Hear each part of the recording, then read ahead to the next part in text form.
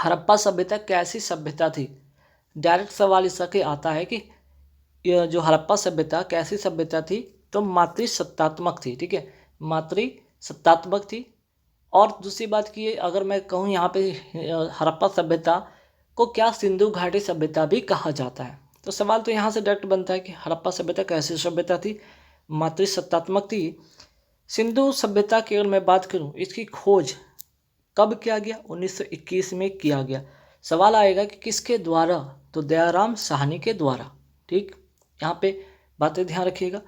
फिर सवाल आता है कि अगर मैं बात करूँ कि सिंधु सभ्यता कैसी सभ्यता थी, एक और सवाल इसी तरह के एक और सवाल देखने को मिलेगा कि कैसी थी, कांस्य युगीन। ठीक है, कांस्य युगीन मीन्स कि कांसा। अगर मैं कांसा की बात करूँ तो यहाँ पे साइंस से एक और सवाल बन सकते हैं यहाँ पे कि इन दोनों किसका मिश्र धातु है, तो तांबा और टीन का। ठीक है, तो एक एक्स्ट्रा फैक्ट मैं बता रहा हूँ अगर साइंस के लिहाज से देखा जाए तो। ठीक है, नेक्स्ट सवाल पे आता है कि लोथल।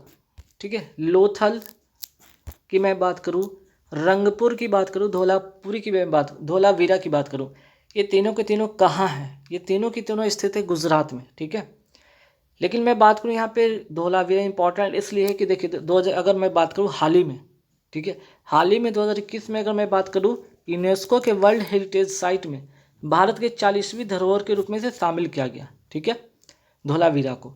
ठीक, अगर मैं बात करूँ लोथल, लोथल क्या था, लोथल एक बंदरगाह था। ठीक है, ये भी गुजरात में है।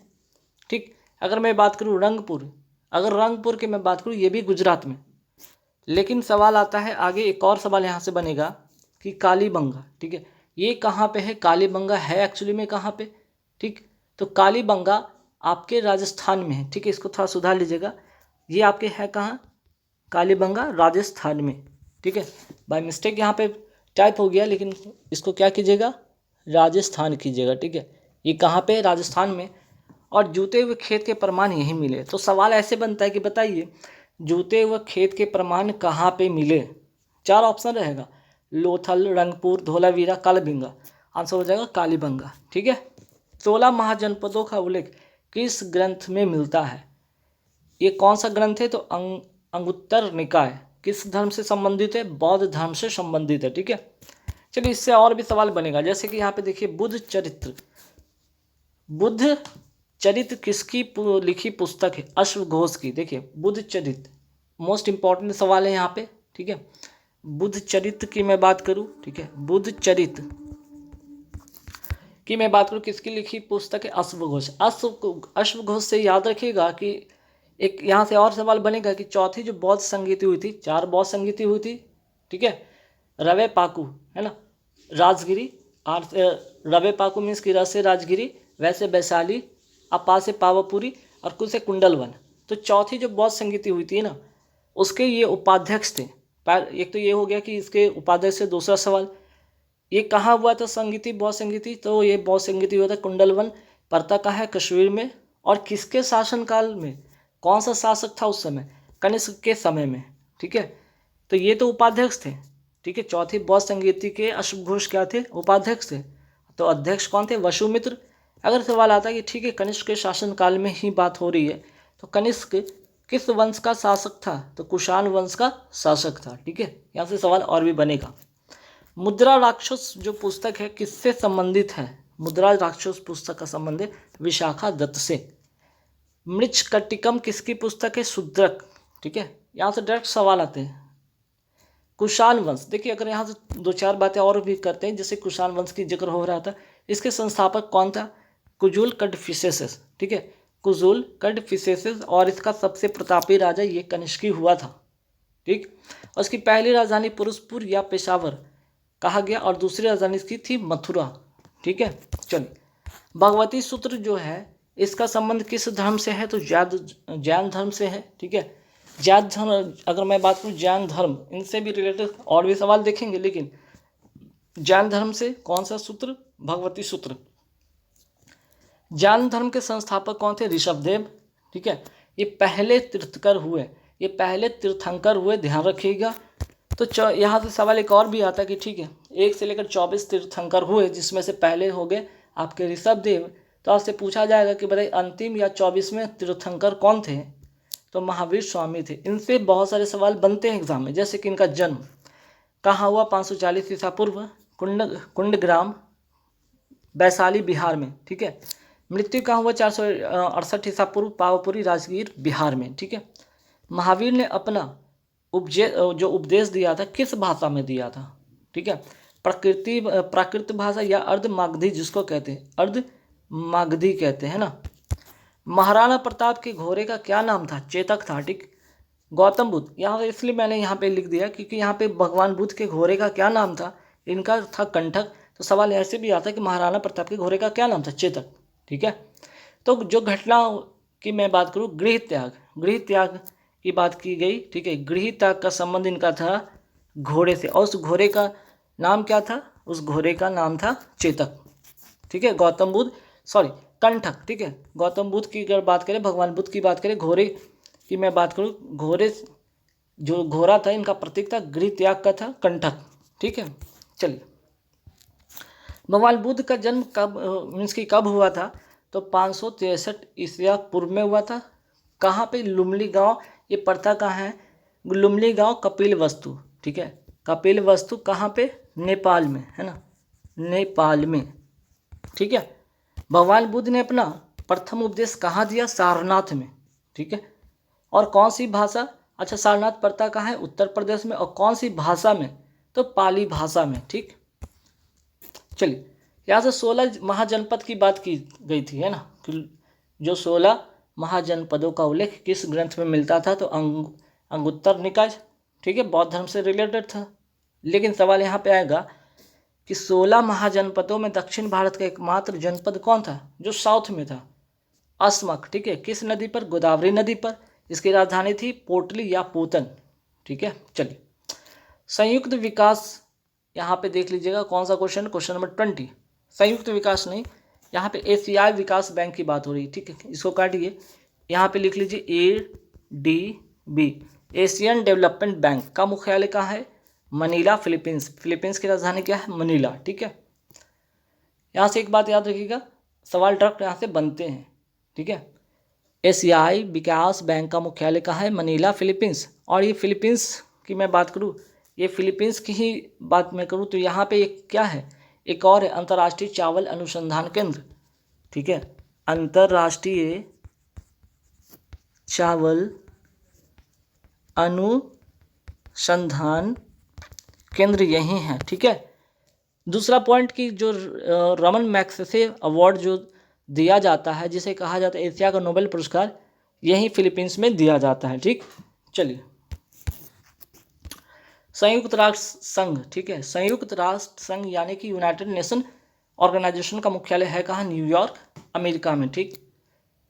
चलिए, नेक्स्ट सवाल पे आते हैं कि विश्व बैंक और IMF मीन्स कि वर्ल्ड बैंक और इंटरनेशनल मॉनेटरी फंड दोनों का मुख्यालय कहाँ है, वाशिंगटन DC, अमेरिका में, ठीक है। चलिए, नेक्स्ट सवाल पे आते हैं कि विश्व स्वास्थ्य संगठन यानी कि WHO, वर्ल्ड हेल्थ ऑर्गेनाइजेशन, ठीक है। वर्ल्ड हेल्थ ऑर्गेनाइजेशन की मैं बात करूँ, इसकी मुख्यालय कहाँ है, तो जेनेवा, स्विट्जरलैंड में। तो देखिए, जेनेवा बहुत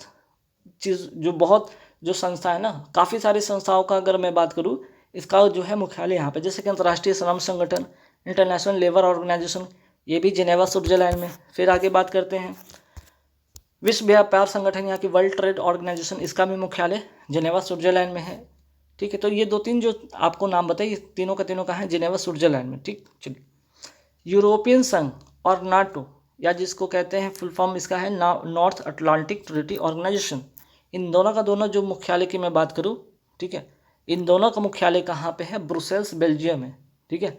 ये दोनों का दोनों मुख्यालय कहाँ पे है, ब्रुसेल्स, बेल्जियम में। टाइपिस्ट से गलती हो गया, इसने लिख दिया है यहाँ पे क्या, पेरिस, फ्रांस, ठीक है। नहीं, ये नहीं होगा, ब्रुसेल्स, बेल्जियम ही होगा, ठीक है। इसका भी ब्रुसेल्स और यूरोपियन यूनियन का भी ब्रुसेल्स, बेल्जियम की जो राजधानी है ब्रुसेल्स में, ठीक है। इसको काट लीजिएगा, ये तो यूनेस्को का मुख्यालय है पेरिस, फ्रांस में, ठीक है। यूनेस्को का जो है मुख्यालय है वो पेरिस, फ्रांस में है, ठीक, याद रहेगा। चलिए, तो इसको थोड़ा सुधार लीजिएगा, हालांकि मैं लिख लेता हूँ क्वेश्चन नंबर शायद में PDF में इसको ठीक करवा दूंगा, ठीक है। नहीं तो गलती से आप लोग ये पढ़ लीजिएगा, है ना। एक और कौन सा क्वेश्चन था आपका, ऊपर में भी और कोई क्वेश्चन था ना, अच्छा संयुक्त विकास बैंक, है ना। इसको तो एशिया विकास बैंक करना, चलिए कोई बात नहीं, ठीक है।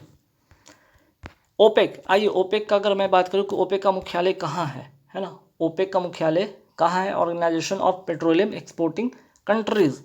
इसका मुख्यालय वियना ऑस्ट्रेलिया में, इसका ऑस्ट्रेलिया की जो राजधानी है ना वियना, वहीं पे इसकी मुख्यालय है। वाडा का अगर मुख्यालय कहाँ है?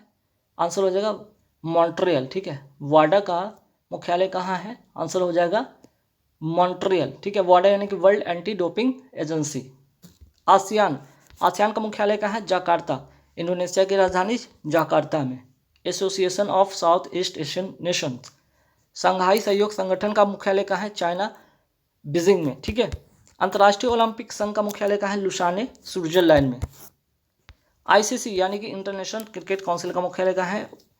दुबई संयुक्त अरब अमीरात में, ठीक है। UNEP United Nation environment programme का मुख्यालय कहाँ है? नैरोबी केन्या में, ठीक। फीफा का मुख्यालय कहाँ है? जूरिख स्विट्जरलैंड में। यूएनएफ ट्रिपल सी, यूएनएफ यहाँ पे सुधारिएगा ट्रिपल सी होगा, ठीक है। यूएनएफ ट्रिपल सी का मुख्यालय कहाँ है? वॉन यानी जर्मनी में। इंटरनेशनल कोर्ट कहाँ है? द हेग, ठीक है। द हेग होगा कहाँ पे? नीदरलैंड में, ठीक है। द हेग नीदरलैंड में। सार्क का मुख्यालय कहाँ है? काठमांडू नेपाल में, ठीक है। नेपाल की राजधानी काठमांडू, वहाँ पे क्या है? सार्क का मुख्यालय है, ठीक है। सार्क यानी कि the south Asian association for regional cooperation, ठीक। चलिए यूएनएफ ट्रिपल सी यहाँ पे कर लीजिएगा, ठीक है। यानी कि यूनाइटेड नेशन फ्रेमवर्क, ठीक है, convention on climate change. Last का जो 2 सी है ना, क्लाइमेट चेंज, क्लाइमेट चेंज, ठीक है। चलिए गुलाम वंश का देखिए, अब थोड़ा सा दिल्ली की सल्तनत जो शुरू होता है 1206 की बात करते हैं, ठीक है। गुलाम वंश जो कि अगर मैं बात करूँ कुतुबुद्दीन ऐबक से स्टार्ट होता है, ठीक। तो गुलाम वंश का संस्थापक कौन था? कुतुबुद्दीन ऐबक, ठीक है। कुतुबुद्दीन ऐबक। और पता है आपको ये मोहम्मद गौरी का एक समय ये क्या था? गुलाम था, ठीक है। तो गुलाम वंश का संस्थापक जो वो कहलाया कुतुबुद्दीन ऐबक कहलाया। दिल्ली पर शासन करने वाला पहला वंश था कुतुबुद्दीन ऐबक को, ठीक है। कुतुबुद्दीन ऐबक को क्या कहा जाता है? लाख वक्स भी कहा जाता है। किसको? कुतुबुद्दीन ऐबक को। इसकी मृत्यु कैसे होती? तो जो चौगान होते हैं जिसे कहते हैं पोलो का खेल, वो खेलते समय घोड़े से गिर जाने पर इसकी मृत्यु हो जाती है, ठीक है। अगर मैं बात करूँ इसका कुतुब मीनार का निर्माण, ठीक है, ये निर्माण कुतुब मीनार का किसने करवाया? तो कुतुबुद्दीन ऐबक ने कुतुब मीनार का निर्माण करवाया। लेकिन इसको पूरा किसने करवाया, इसका भी आगे जिक्र वीडियो में है, ठीक है, तो देखिएगा। हालांकि अगर मैं यहीं पे जिक्र कर देता हूँ कि कुतुबुद्दीन ऐबक ने इसका जो है कुतुब मीनार का निर्माण तो कराया, लेकिन इल्तुतमिश ने इसको पूरा कराया था, ठीक। चलिए गुलाम वंश का वास्तविक संस्थापक माना जाता है इल्तुतमिश को। कुतुबुद्दीन के निर्माण को पूरा, हाँ, उसने करवाया था, अधूरा था लेकिन इसने पूरा उसे करवाया। एकता प्रणाली, देखिए डायरेक्ट यहाँ से सवाल आते हैं, एकता प्रणाली किसने शुरू की? तो इल्तुतमिश ने शुरू किया। अजमेर का 2.5 दिन का झोपड़ा मस्जिद का निर्माण किसने किया? तो इल्तुतमिश नहीं, यहाँ पे थोड़ा सा सुधारना पड़ेगा, ठीक है। 2.5 दिन का झोपड़ा, ये यहाँ पे चेंज करना पड़ेगा, ये इसको थोड़ा सा लिख लीजिएगा। 2.5 दिन का झोपड़ा ना कुतुबुद्दीन ऐबक कीजिएगा, ठीक है। कुतुबुद्दीन ऐबक, ठीक है, ऐबक। 2.5 दिन का झोपड़ा का मस्जिद का निर्माण कुतुबुद्दीन ऐबक ने। अगर मैं बात करूँ यहाँ पे थोड़ा सा, यहाँ पे चीज़ें स्टेटमेंट जो लिखना था टाइपिस्ट से मिस्टेक हो गया है, ठीक है। क्या हो गया? टाइपिस्ट से मिस्टेक हो गया। तो देखिए यहाँ पे क्या कीजिए, थोड़ा सा टाइपिस्ट से मिस्टेक हो गया, तो ये दोनों जो बातें हैं ये किसका है? कुतुबुद्दीन ऐबक का, ठीक है। कुतुबुद्दीन ऐबक, ठीक है, ऐबक। 2.5 दिन का झोपड़ा किसने बनवाया? यहाँ पे लगता है टाइपिस्ट से वो चीज़ सेम दोबारा लिखा गया है ना। चलिए अगर मैं बात करूँ कुतुबुद्दीन ऐबक, ठीक है, तो 2.5 दिन का झोपड़ा इसके द्वारा इसको दफनाया गया लाहौर में। लेकिन अगर मैं बात करूँ इल्तुतमिश, ठीक है, इसका निर्माण पूरा करवाया और एकता प्रणाली इसने शुरू किया था, ठीक है। एकता प्रणाली और तांबा का जीतल का अगर मैं बात करूँ तो कौन? इल्तुतमिश ने, ठीक है। तो थोड़ा सा इसको सुधार लीजिएगा, हालांकि मैं PDF में इसको ठीक करवा देता हूँ, इन दोनों पॉइंट को, इस पॉइंट को, ठीक है। 2.5 दिन का झोपड़ा और लाहौर, इसको मैं नेक्स्ट क्वेश्चन नंबर 40 में इसको ट्रांसफर करना है। चलिए विजयनगर साम्राज्य का संस्थापक कौन था? हरिहर एवं बुक्का, और इसकी राजधानी थी हम्पी कर्नाटक। ठीक है, हम्पी कर्नाटक। और विजयनगर साम्राज्य की मैं बात करूँ, विजयनगर साम्राज्य, अगर नाम विजयनगर की बात करूँ तो कर्नाटक का भी हाल ही फिलहाल में एक नवीनतम राज्य भी इसी के नाम पे रखा गया है। चलिए, विजयनगर साम्राज्य के सबसे प्रतापी जो शासक था कौन था? कृष्णदेवराय। ठीक है, कौन था? कृष्णदेवराय। और कौन सा वंश था ये था तुलुव वंश। ठीक है, तुलुव वंश था। ठीक है ना, ये किस वंश का था? तुलुव वंश का था। ठीक, इसकी प्रसिद्ध एक ग्रंथ थी, कौन सी? अमुक्त माल्यदा। ठीक है, अमुक्त माल्यदा इसकी एक प्रसिद्ध ग्रंथ थी। इसके दरबार में अष्ट दिग्गज मीन्स की 8 कवि थे, 8 कवियों को अष्ट दिग्गज कहा गया। इस किसके दरबार में? तो कृष्णदेव राय के दरबार में। लेकिन यहाँ पे एक अष्ट प्रधान भी आता है ना सवाल में, अष्ट प्रधान। तो अष्ट दिग्गज कृष्णदेव राय और अष्ट प्रधान शिवाजी के दरबार में, है ना, अष्ट प्रधान शिवाजी के दरबार में। ठीक है, शिवाजी के दरबार में। ठीक है, तो अष्ट, जहाँ पे अष्ट दिग्गज आएगा तो कृष्णदेव राय, अष्ट प्रधान आएगा तो शिवाजी के दरबार में, ये थे। ठीक है, अगर मैं बात करूँ इसी के दरबार में एक और था तेनालीराम। ठीक है, तेनालीराम इसी में शामिल था। ठीक, चलिए अब आइए बंगाल के विभाजन के बारे में बात करते हैं। ठीक है, बंगाल का विभाजन होता कब है? 1905 में ये होता है, और इसी के खिलाफ एक आंदोलन चलता है जिसका नाम है स्वदेशी आंदोलन। 7 अगस्त 1905 से प्रभावी हो जाता है। और किसके समय में, किसके शासनकाल में ये हुआ था? कर्जन के समय में हुआ था बंगाल विभाजन, और इसने किया था बंगाल को विभाजन। ठीक है, इसी के द्वारा किया गया था बंगाल का विभाजन। नेक्स्ट सवाल पे आते हैं कि सहायक संधि। देखिए, सहायक संधि किसने शुरू किया था? पहली बार शुरू किया था फ्रांस का गवर्नर डुप्ले ने। ठीक है, लेकिन इसका सर्वाधिक प्रयोग किसने किया था? वेलेस्ली ने किया था। वेलेस्ली ने सर्वाधिक इसका प्रयोग किया। असहयोग आंदोलन होता है कब? 1920 में। इसी के जस्ट एक साल पहले 1919 में मॉन्टेक्यू चेम्सफोर्ड अधिनियम आया था। इस समय, ठीक है, इस समय की मैं बात करूँ, इस समय वायसराय भारत का था कौन? इस समय भारत का जो वायसराय था, ठीक है, वायसराय कौन था? चेम्सफोर्ड था। ठीक, चलिए, भारतीय प्रेस का मुक्तिदाता किसे कहा जाता है? तो मेटकॉफ को भारतीय प्रेस का मुक्तिदाता माना जाता है। अब आइए रॉलेट एक्ट। ठीक है, ये 1919 में 2-3 घटनाएं बड़ा इंपॉर्टेंट। एक तो रॉलेट एक्ट, इसका संबंध है 1919 से है, ना कोई अपील ना कोई दलील वाला कानून था, जिसमें इसे काला कानून भी कहा गया। मीन्स कि क्या, इसमें किसी भी व्यक्ति को शक के आधार पर उसे गिरफ्तार करके क्या काल कोठरी में डाल देना। ठीक, और याद रखिएगा इसी के खिलाफ एक और आंदोलन होता है, जलिया आंदोलन होता है, और उस आंदोलन की वजह से इसमें एक घटनाएं होती है 13 अप्रैल 1919 को, जिसका कहाँ पे होती है घटना? जलियांवाला बाग जगह पर होती है, और इसमें काफ़ी सारे लोगों की मृत्यु हो जाती है। मीन्स कि जनरल ओ डायर ने जलियांवाला स्थान पर एक समूह द्वारा क्या किया जा रहा था? अपने जो है कि इसके खिलाफ क्या किया जा रहा था?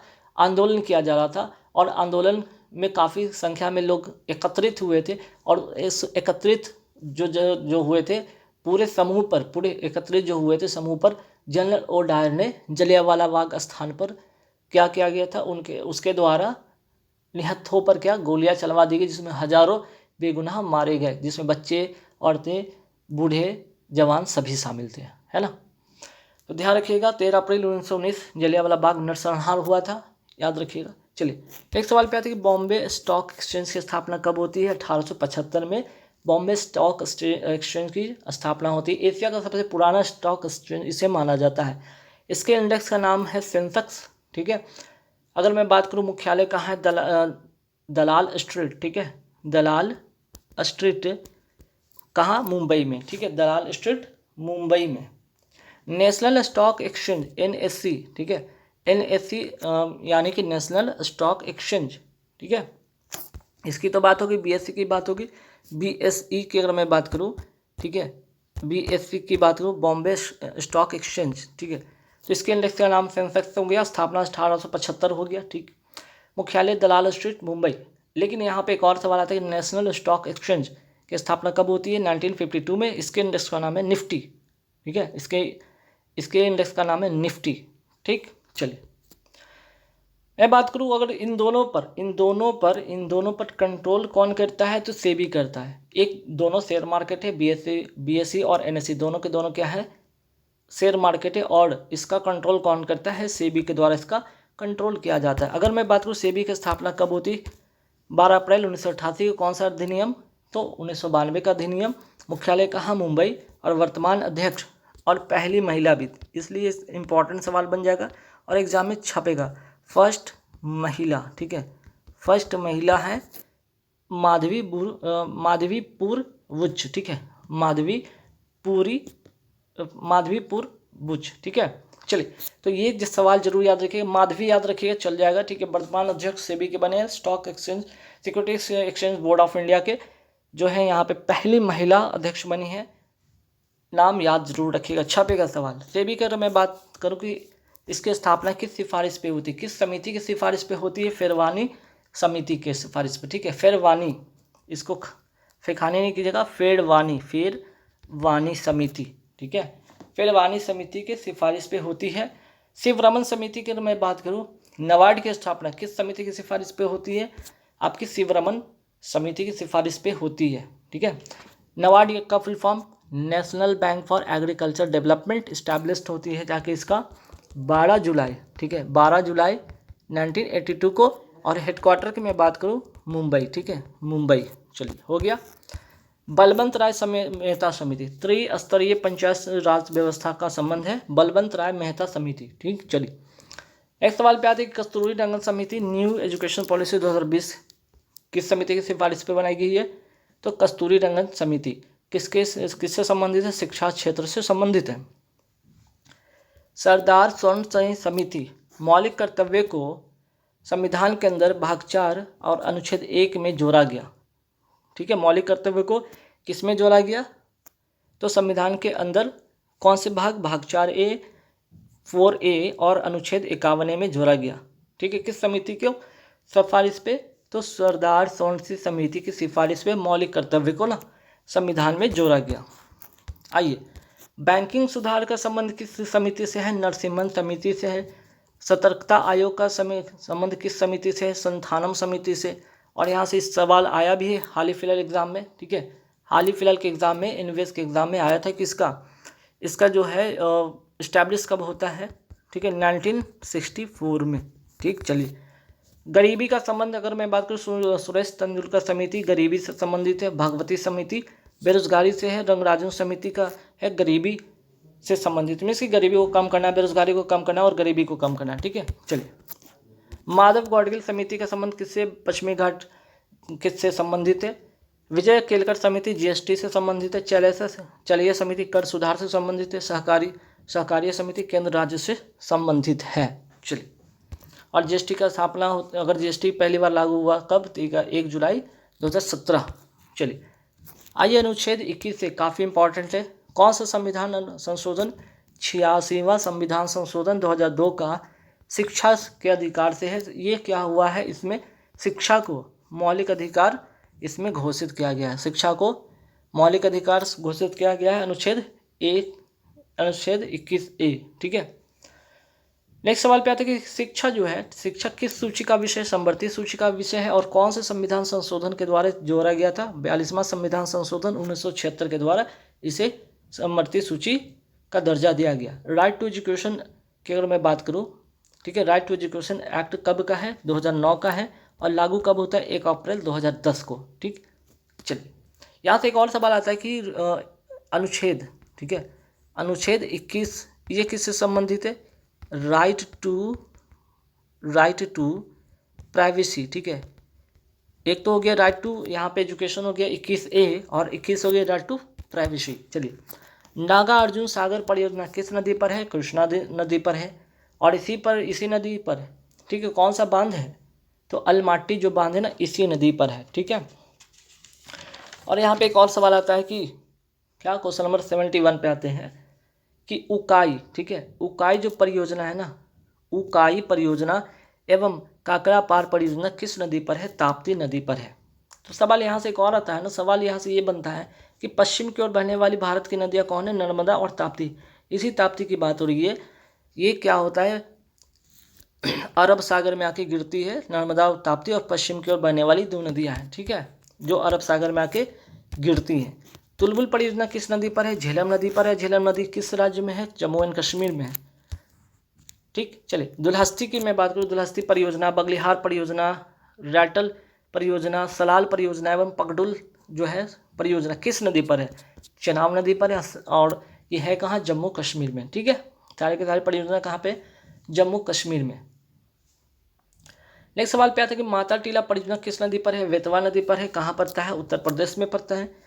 अब ये जनगणना से रिलेटेड 4-5 सवाल जो कि डायरेक्ट एग्जाम में आते हैं। जनगणना की शुरुआत किसके समय होती है? लॉर्ड मेयो के समय 1872 में पहली बार जनगणना का शुरुआत होता है लॉर्ड मेयो के समय। लेकिन दशकीय प्रणाली के आधार पर पहली बार जनगणना किसके समय होता है? तो लॉर्ड रिपन 1881 में। ठीक है, 1881 में। 2011 की जनगणना जो हुई थी उसके आयुक्त कौन थे? चंद्रमौली। 2011 की जनगणना के अनुसार भारत की कुल जनसंख्या विश्व की जनसंख्या का कितना प्रतिशत था? 17.5% था। जनगणना 2011 की अगर मैं बात करूँ उसके अकॉर्डिंग जनगणना घनत्व कितना था? 882 व्यक्ति प्रति वर्ग किलोमीटर। ठीक है, भारत में लिंग अनुपात कितना था? 943। और 2001 में कितना था? ये 2001 में था 933। ठीक है, 933। और 2011 में कितना हो जाता है? ये 943। कितना बढ़ गया? तो 10। ठीक है, तो ऐसे भी आया है कि जो यहाँ पे जनसंख्या की मैं बात करूँ, लिंगानुपात की बात करूँ, भारत का जो लिंग अनुपात कि कितनी संख्या बढ़ गई थी? यहाँ पे 10 बढ़ गई थी। ठीक है, लेकिन बाल लिंग अनुपात में वृद्धि नहीं हुई थी बल्कि कमी हो गई थी। ठीक, 2001 से 2011 में बाल लिंग अनुपात, ठीक है, चाइल्ड सेक्स रेशियो की मैं बात करूँ वहाँ पे उसकी कमी हो गई थी। ठीक है, चलिए वो राज्य कहाँ है? वो राज्य कौन सा है जहाँ सर्वाधिक लिंग अनुपात है? केरल, जहाँ पे 1000 से भी ज़्यादा। मीन्स कि यहाँ पे देख सकते हैं कि यहाँ पे 943 यानी कि 1000 पुरुषों पर 943 महिलाएं, लेकिन यहाँ पे 1000 से ज़्यादा यहाँ पे महिलाएं हैं। 1000 पुरुष पर महिलाएं की संख्या ज़्यादा है। ठीक है, केरल वो राज्य है। भारत की दशकीय जनसंख्या वृद्धि दर 2001 से 11, दशकीय जनसंख्या वृद्धि दर कितनी होती है? 17.64। ठीक है, 64%। वही मानव अंगों की खरीद बिक्री और बेगार प्रथा, मानव अंगों की खरीद बिक्री कहिए या फिर बेगार प्रथा का निषेध किस अनुच्छेद से संबंधित है? अनुच्छेद 23। ठीक है, इसे अन्य नाम से भी जाना जाता है बालात श्रम, बेगार प्रथा, अंगों की बिक्री, अंगों की तस्कर। ठीक है, चलिए छुआछूत की अगर मैं बात करूँ, इसका छुआछूत का अंत किस अनुच्छेद के अंतर्गत होता है? अनुच्छेद 17। दोहरे दंड से बचाव कौन से अनुच्छेद के अंतर्गत? 20।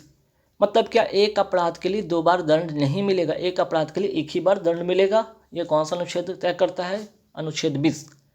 अनुच्छेद 32 क्या है? संवैधानिक उपचारों का अधिकार। भीमराव अम्बेडकर ने इसे संविधान का आत्मा कहा। ठीक है, और इसमें 5 प्रकार की रिट जारी की जाती है सुप्रीम कोर्ट के द्वारा। बाकी चीज़ें और भी अगले वीडियो में आपको विस्तार से मैं बताता रहूँगा अनुच्छेद से रिलेटेड। चलिए, राष्ट्रीय आपात लागू करने के लिए वर्तमान में कितने आधार है? तो 3 आधार है। युद्ध हो गया, बाहरी आक्रमण हो गया, सशस्त्र विद्रोह हो गया। और कौन सा अनुच्छेद?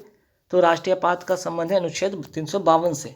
ठीक है, लेकिन यहाँ पे एक चीज़ और जानिएगा कि जो 44वां जो कॉन्स्टिट्यूशन अमेंडमेंट 1978 के द्वारा आंतरिक अशांति को हटा दिया गया था, उसी की जगह पे जो सशस्त्र विद्रोह है ना, ये किसके स्थान पे आया था? 44वां कॉन्स्टिट्यूशन अमेंडमेंट 1978 के द्वारा कौन सा आंतरिक जो अशांति था ना, आंतरिक अशांति की जगह पे क्या आया था?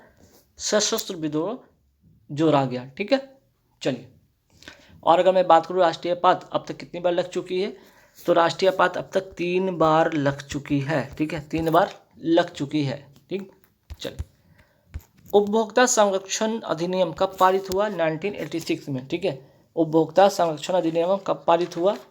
तो 1986 में। इससे सवाल क्या बनेगा? राष्ट्रीय उपभोक्ता संरक्षण दिवस कब मनाया जाता है? 24 दिसंबर को मनाया जाता है। एक और सवाल बनेगा, विश्व उपभोक्ता संरक्षण दिवस कब मनाया जाता है? 15 मार्च को मनाया जाता है। केंद्रीय प्रशासनिक प्राधिकरण यानी कि सेंट्रल एडमिनिस्ट्रेटिव ट्रिब्यूनल का उल्लेख किस अनुच्छेद में है? अनुच्छेद 323A। ठीक है, 323A में। ठीक है, 323A में। और कौन सा अमेंडमेंट? 42वां कॉन्स्टिट्यूशन अमेंडमेंट 1976 के तहत। ठीक है, चलिए, वुड डिस्पैच कब आया था? 1854 में आया था। और इसे भारतीय शिक्षा का क्या कहा गया? मैग्ना कार्टा कहा गया। विश्व रेडियो दिवस कब मनाया जाता है? तो 13 फरवरी को मनाया जाता है। और राष्ट्रीय महिला, भारत में राष्ट्रीय महिला दिवस की अगर मैं बात करूँ तो कब मनाया जाता है? राष्ट्रीय महिला दिवस 13 फरवरी को। किसके जन्मदिन के अवसर पे? सरोजिनी नायडू के जन्मदिन के अवसर पे, ठीक है। पीएम किसान योजना कब शुरू किया गया? 24 फरवरी 2019 को गोरखपुर जिले उत्तर प्रदेश से इसकी शुरुआत होती है, ठीक। इसमें 2000 रुपये की 3 किस्त यानी कि 6000 वार्षिक दी जाएगी। जनधन योजना कब शुरू होता है? 28 अगस्त 2014 को ये योजना शुरू होती है। आरबीआई का राष्ट्रीयकरण होता कब है? स्थापना होती है 1 अप्रैल 1935 को और राष्ट्रीयकरण होता है 1 जनवरी 1949 को। वर्तमान गवर्नर कौन है? शक्तिकांत दास 25वें गवर्नर हैं, ध्यान रखिएगा। गूगल के सीईओ वर्तमान में कौन है? सुंदर पिचई। और माइक्रोसॉफ्ट के सीईओ कौन है? सत्य नडेला। इन दोनों को, ऐसा मैंने क्यों किया, इन दोनों को 2022 में, ठीक है, 2022 में क्या मिला है? पद्म, ठीक है, पद्म भूषण से इसने सम्मानित किया गया, पद्म भूषण दिया गया है, ठीक है, 2022 में। स्टैच्यू ऑफ इक्वलिटी है स्थित कहाँ पे? हैदराबाद में। तेलंगाना की राजधानी हैदराबाद में। कौन से संत का? तो संत रामानुजाचार्य की 216 फीट ऊंची प्रतिमा यहाँ पे स्थापित की गई है, ठीक है। नेक्स्ट सवाल पे आते हैं कि मकर विलक्कु त्यौहार कहाँ मनाया जाता है? सबरीमाला मंदिर में। और ये है कहाँ पे? तो केरल में, ठीक है। अंतर्राष्ट्रीय श्रमिक दिवस कब मनाया जाता है? 1 मई को मनाया जाता है। भारत का एकमात्र जो सक्रिय ज्वालामुखी कौन सा है? वैरनद्वीप ज्वालामुखी। ये है कहाँ पे? अंडमान निकोबार में।